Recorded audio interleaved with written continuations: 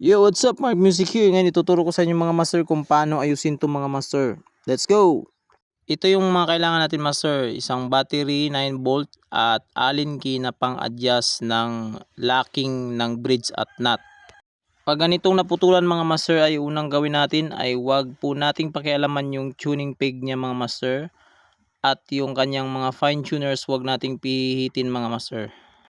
Ito yung unang gagawin mga master, ilagay natin yung battery sa ilalim ng bridge. Press natin yung kanyang bar para magkaroon tayo ng access dun sa ilalim. Pagkatapos niyan ay tanggalin natin yung lock doon sa high string. Yan, yung isang lock lang muna yung tanggalin natin. At malalaman nyo rin mga master kung bakit may exist yan yung string na yan or marami yung winding. At syempre meron din tayong lagayan ng mga parts na tatanggalin natin, baka mawala yan pag malaglag. At sunod natin yung lock doon sa bridge, sa string yan. Luwagan natin. Para makuha natin yung naiwang string. Yan, ito yun mga master, yan.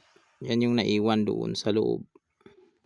At ito na yung purpose mga master kung bakit meron akong excess or marami akong mag-wind dyan sa aking mga high string. Para pag magkaroon ng senaryo na ganito maputol is makakapag-adjust pa at magamit ko pa ulit yung strings.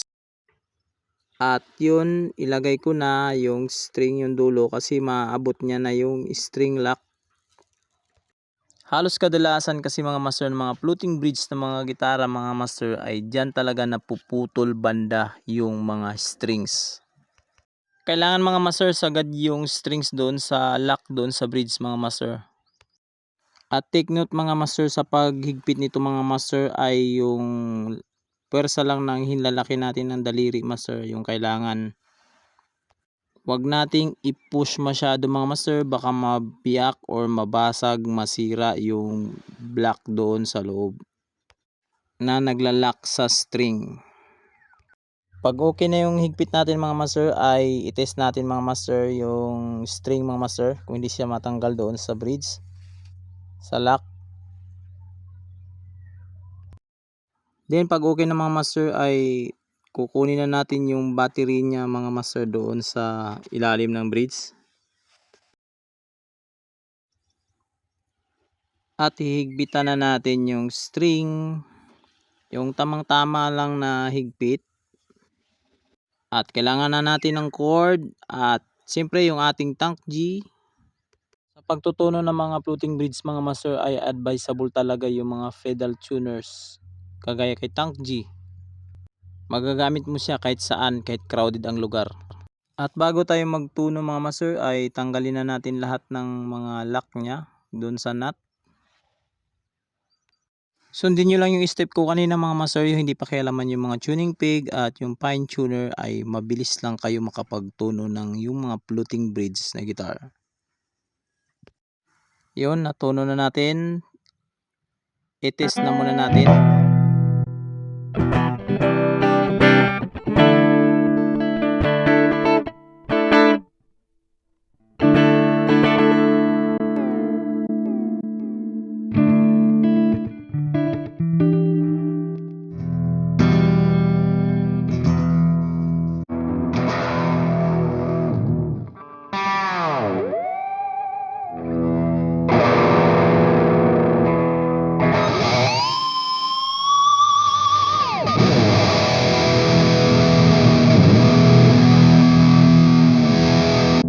Yan, check natin ulit.